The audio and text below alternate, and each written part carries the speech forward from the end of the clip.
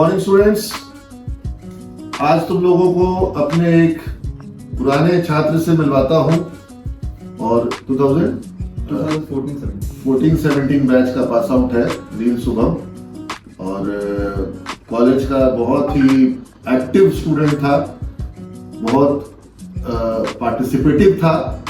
हर एक इवेंट्स में, हर एक कंपटीशन में, स्पोर्ट्स में। अभी बता रहा था कि बीएचयू भी गया था जब हम लोग स्पोर्ट्स में स्पर्धा में पार्टिसिपेट किए थे। तो तुम विनिंग टीम में थे कि लूजिंग टीम में थे? दोनों में थे। फर्स्ट ईयर लूजिंग था, सेकंड ईयर हाँ, मतलब फर्स्ट ईयर हारे तो एपिक हारे। हाँ, लेसन था वो। There is nothing called failure, there is only lessons.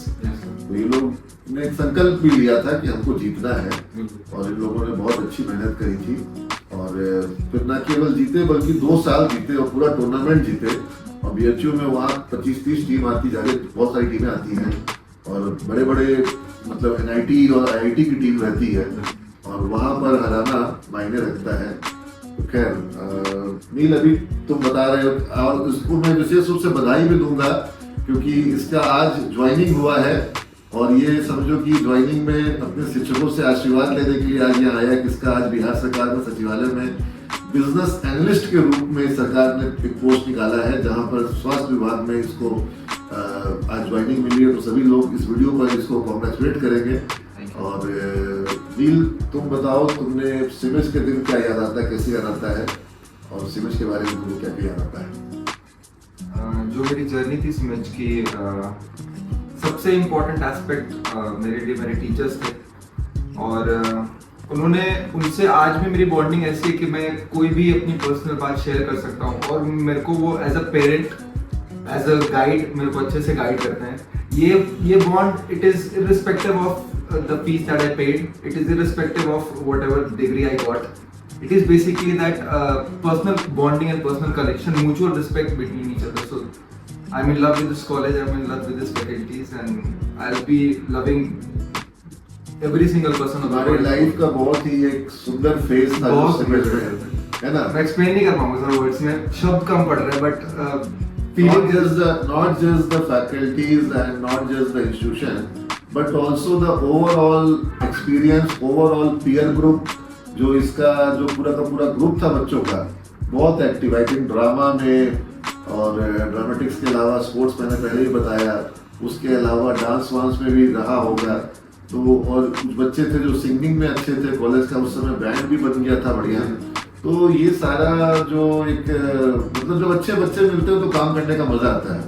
और ये अपने बैच का बहुत ही बदमाश छात्र था, लेकिन चूंकि ये अपनी एक्टिविटीज के साथ और अपने पार्टिसिपेटिव नेचर के साथ हम लोग की निगाह में आ गया था, तो हम लोग को अच्छा लगता था। और भले इसको डांटते भी थे, लेकिन इसको प्यार भी करते थे, और आज भी प्यार करते हैं।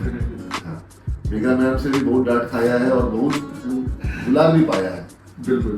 हाँ, मैं एक बात और कहना चाहूँगा, जो सबसे अच्छी बात लगी मुझे फैकल्टीज की यहाँ पे, उन्होंने कभी भी पब्लिकली पॉइंट आउट नहीं किया मिस्टेक्स स्टूडेंट्स का, प्राइवेटली उनको करेक्ट किया, ताकि उनका जो सेल्फ कॉन्फिडेंस है वो ब्रेक नहीं हो और बिल्ड हो, और वो इम्प्रोवाइज करके सेम मिस्टेक्स रिपीट ना करे फ्यूचर में। तो this is one of the most important point. सिमेज के बाद का तुम्हारा जर्नी के बारे में बताओ, कहाँ तुम करियर अपने कहाँ गए, किस तरह का काम किए? तो सिमेज के बाद मैंने MBA कंप्लीट करी अपनी, तो वो ITFI बिजनेस स्कूल से करी। उसके बाद सबसे पहले जो मैंने ज्वाइन करी वो national highway authorities of India का प्रोजेक्ट था, NHAI का national highway authority of India 83 था वो, NH83। गया से बिहार शरीफ था वो प्रोजेक्ट। और बेसिकली क्या रोल था तुम्हारा? Basically sir assistant quantity survey. Basically वो जितने भी आते थे कंपोनेंट्स, उनका बस क्वालिटी टेस्ट करना होता था और पास करना होता था रिपोर्ट। और वो भी एक अच्छी जर्नी थी मेरे लिए, वो भी एक लर्निंग लेसन था, पहला जॉब था मेरा वो मेरे लाइफ का। और वो मैं अच्छे से कर पाया या फिर कॉन्फिडेंटली कर पाया, it is just because of my faculties in the college and the confidence that they gave me initially. अभी जो लेटेस्ट मैंने ज्वाइन किया है वो मैंने सचिवालय ज्वाइन किया। प्राइवेट सेक्टर में जॉब की हो? बिल्कुल सर, इससे पहले प्राइवेट सेक्टर।